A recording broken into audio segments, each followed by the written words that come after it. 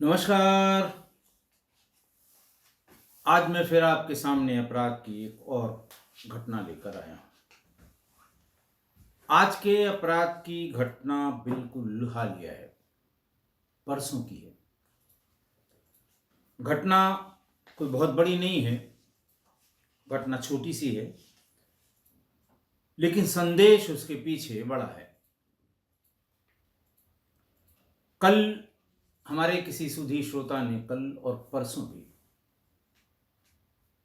कि साहब ये इस तरह की हत्या और ये सब घटनाएं तो होती रहती हैं, लोग समझ जाते हैं क्या है, ऐसा क्या है, वैसा क्या है। कोई बड़ी घटना, कोई बड़ा बवंडर, कोई बहुत बड़ी मिस्ट्री वही सुनाया करिए। देखिए, मैं हमेशा से किस्सा कोई परिवार के सुधी सदस्यों की भावनाओं का आदर करता रहा हूँ और कर भी रहा हूँ। लेकिन मैंने आपको कई बार इसके पहले भी बताया कि घटना चाहे बहुत छोटी हो, भाई ने भाई को मार दिया हो, लेकिन कोई न कोई उसके पीछे ऐसी बड़ी सीख या इन्वेस्टिगेशन के पॉइंट ऑफ व्यू से ऐसी बड़ी बात होती है जिसके लिए मैं वो छोटी सी सामान्य अपराध की घटना आपके समक्ष रखता हूं। और बाद में घटना की विवेचना करते समय जो शीर्षक है आज की घटना, उसमें उसको इंगित करता हूं, रेखांकित करता हूं, सिर्फ इसलिए कि हम आप सावधान रहें, अच्छे से सावधान रहें। आज एक मोहतरमा ने पश्चिम बंगाल से मुझे फ़ोन किया और उन्होंने बताया कि आपकी आवाज़ में मुझे किसी ने फ़ोन करके और इतना डराया धमकाया कि मैंने 30,000 रुपये उनके बताए हुए अकाउंट में ट्रांसफ़र कर दिए। मैंने अभी कुछ दिन पहले एआई टूल से अलीगढ़ में एक्सटॉर्शन की 3 लाख रुपए के एक्सटॉर्शन की घटना आपको बताई थी। उन्होंने फिर मेरी फ़ोटो उसकी आईडी में लगी थी, सब कुछ मेरा ही जैसा था। उन्होंने नेट पर ढूँढा, नेट पर ढूँढ के मेरा नंबर लिया, मुझे फ़ोन किया और मुझे पूरी घटना बताई कि एक वीडियो कॉल आई जिसमें एक व्यक्ति वर्दी पहनकर बैठा था। उसने अपने आप को राजेश पांडे बताया और ये बताया कि वो उत्तर प्रदेश पुलिस में आईजी हैं। लेकिन मैंने जब आपकी डिटेल देखी नेट पर गूगल पे सर्च करके, तो आप काफ़ी पहले रिटायर हो चुके हैं। शक्ल फिर मैंने आपकी जो रोज़ वीडियो पड़ती है उस पे देखी, शक्ल भी वैसी नहीं थी, लेकिन आवाज़ वही थी जो किस्सा गोई में आपकी आवाज़ सुनाई पड़ती है।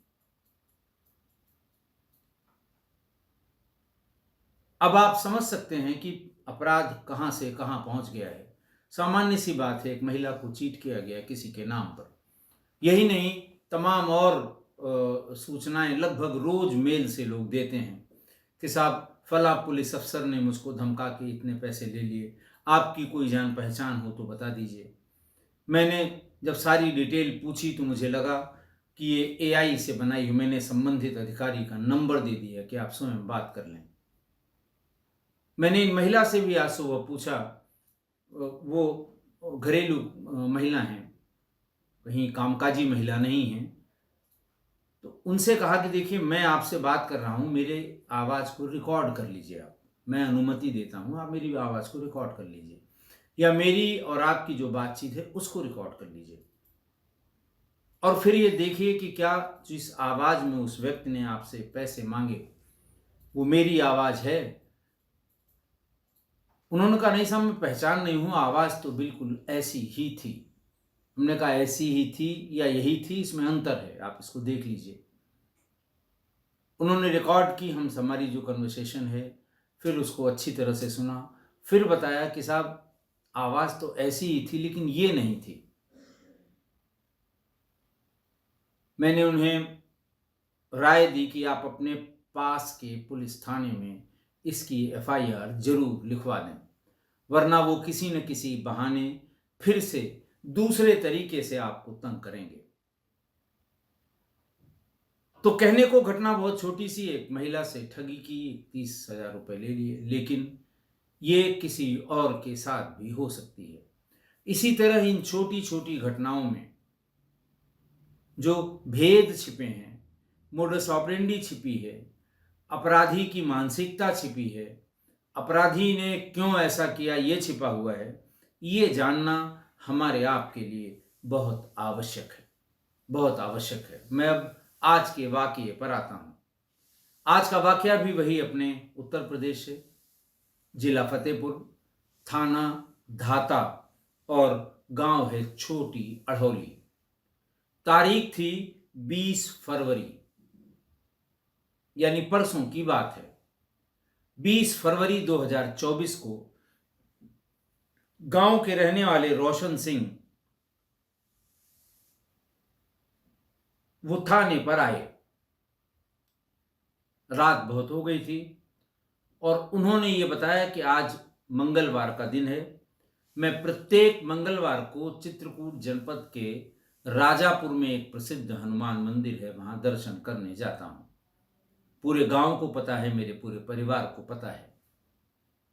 सामान्य रूप से मैं और मेरी पत्नी दोनों लोग जाते हैं, लेकिन पत्नी कुछ अस्वस्थ थी, बुखार था। उनको मैंने घर पे अपने बेटे हिमांशु को घर पे छोड़ के मैं दर्शन करने गया। शाम को जब दर्शन करके आया, अपनी पत्नी को आवाज दी तो पत्नी घर पे नहीं थी। मैंने बेटे से पूछा कि कहाँ गई, बोले कहीं आसपास गई होंगी, आ रही होंगी। मुझे अपने बेटे के उत्तर से बहुत सेटिस्फैक्शन नहीं हुआ। मैं परेशान हुआ। वो गांव पड़ोस में या टोला पड़ोस में जिनके जिनके यहाँ जाती हैं, वहाँ सब मैंने सब जगह जाकर पता कर लिया।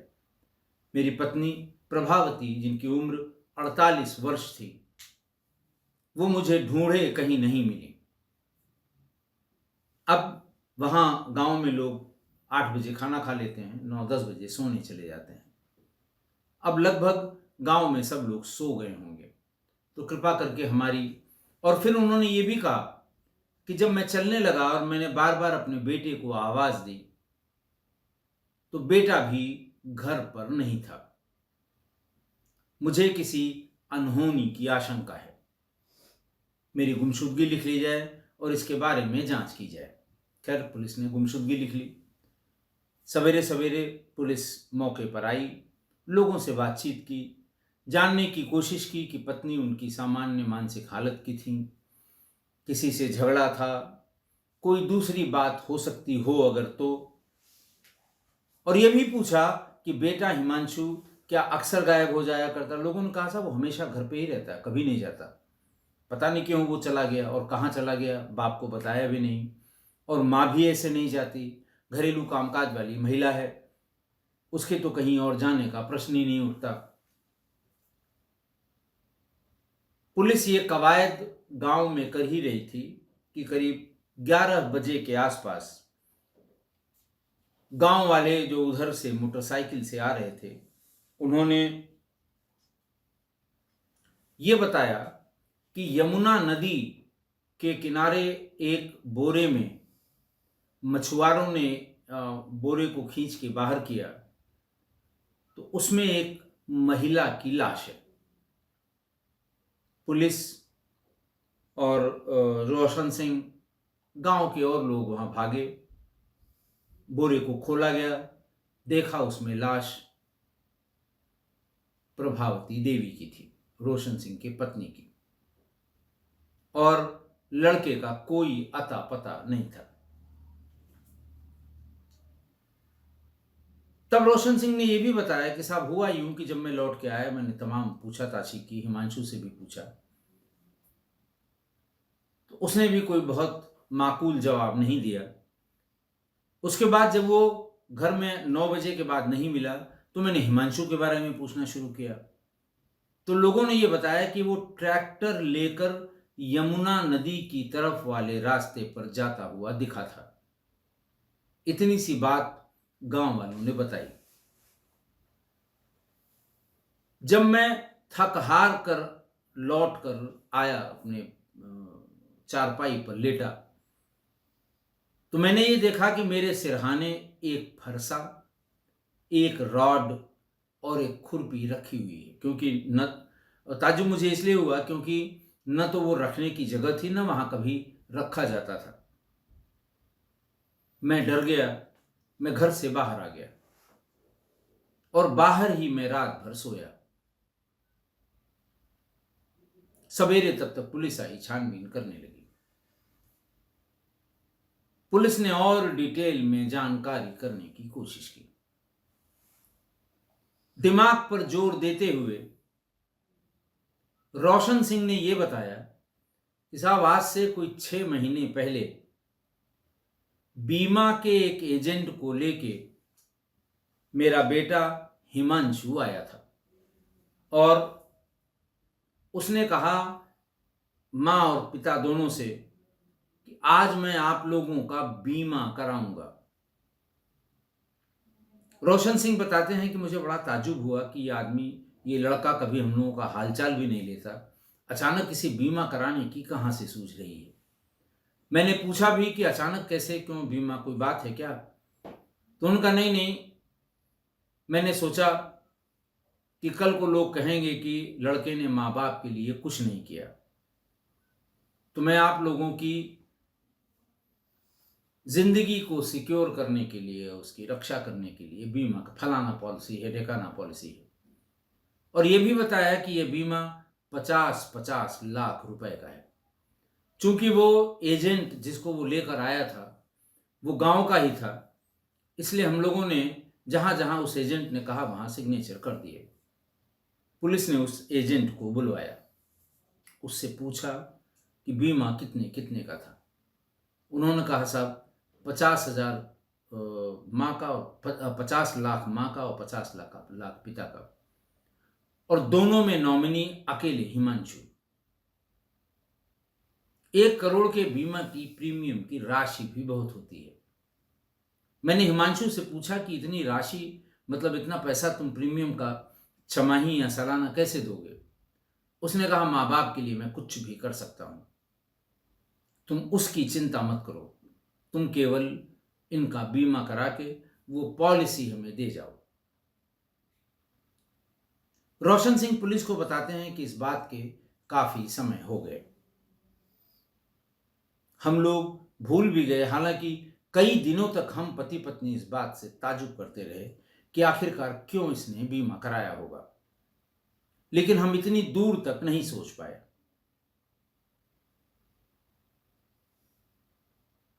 तब पुलिस को यह जानकारी हुई कि बीमा की राशि को हड़पने के लिए हिमांशु ने अपने मां को तो मार ही डाला, रात में पिता को भी मारने का पूरा प्लान था, ताकि 1 करोड़ रुपए की एक मुश्त धनराशि दोनों के मरने के बाद वो हासिल कर सके।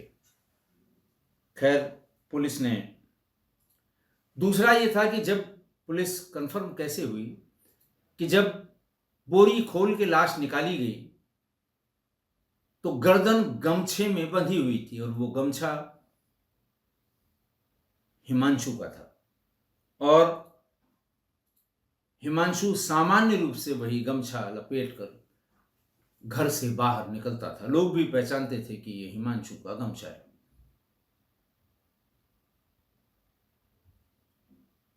बहरहाल पुलिस ने सब एविडेंस इकट्ठा की है और हिमांशु को जेल भेज दिया है।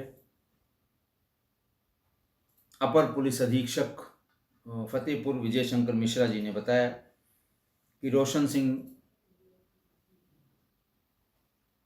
ने ही यह जानकारी दी कि हमें ये शंका है अपने बेटे पर। गांव के लोगों ने बताया है कि वो ट्रैक्टर लेकर उस तरफ गया है। हमें अंदाजा था कि जरूर कोई न कोई अनहोनी हुई है, और तभी उधर से आने वाले लोगों ने बताया कि बोरी में एक लाश मिली हुई है। आज की घटना देखिए, शॉर्टकट में पैसा कमाने के लिए आदमी के दिमाग में क्या क्या फितूर हैं, कितनी फितरतें भरी हुई हैं, इसका अंदाज किसी को नहीं है। देखिए, पुराने आज से 20 साल पहले या 90 के दशक के थोड़ा बाद तक यंगस्टर्स कैश लेकर आने जाने वाले को टारगेट करके हत्या करके वो कैश 10-20 हजार रुपए भी उनके पास है लूट लिया करते थे, अपने शौक पूरे करने के लिए, अपना नशा पूरा करने के लिए, अपनी ज़रूरतों को पूरा करने के लिए। डकैतियां हुआ करती थी। जहाँ के रहने वाले हैं वहाँ से 70-80 किलोमीटर दूर किसी गांव को घेर कर रात भर डकैती की, सोना चांदी रुपया लेकर आए और ऐश किया। लेकिन ऑनलाइन ट्रांजैक्शन हो गया, पैसा लेकर आने जाने वालों की बहुत कमी हो गई। छोटे मोटे दुकानदार जो सामान्य रूप से बड़ा कैश लेकर भी 50,000 60,000 जाते थे, वो सब ऑनलाइन ट्रांजैक्शन करने लगे। कैश न रहता है, न लेकर जाने की ज़रूरत पड़ती है। दूसरी बड़ी बात हो गई कि गांव गांव सीसीटीवी लग गए।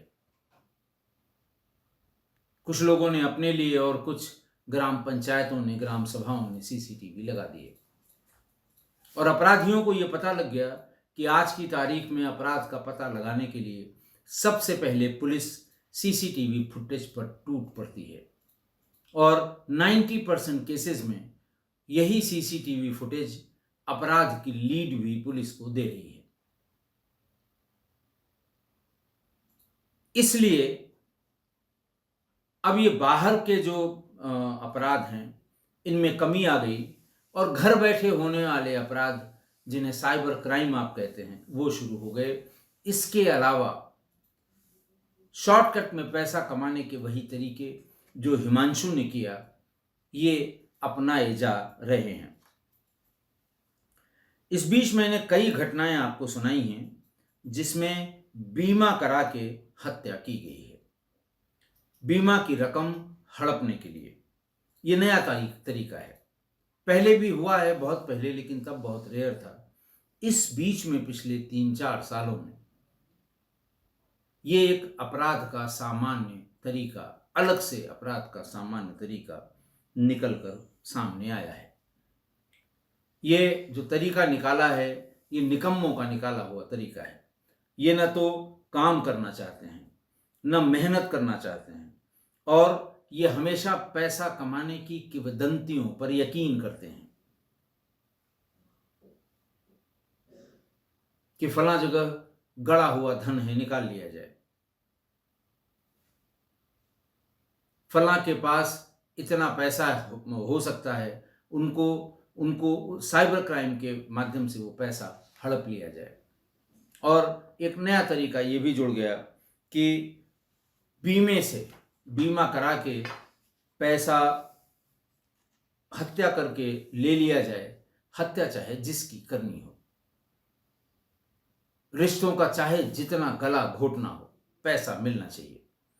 रोशन सिंह बताते हैं, जैसा मैंने आपको पहले बताया, कि जब उनके बेटे ने उनकी और अपनी माँ की बीमा कराने की बात एजेंट को साथ लेकर आया और मीठी मीठी चिकनी चुकड़ी बातें करने लगा, हर सवाल का जवाब देने लगा और ये कहा कि मैं 50-50 लाख का बीमा कराने आया हूँ, तो सबसे पहले हम दोनों को, मुझे और मेरी पत्नी को, बड़ा ताज्जुब हुआ कि वही लड़का है जो सामने से निकल जाता है, कभी हाल चाल नहीं पूछता।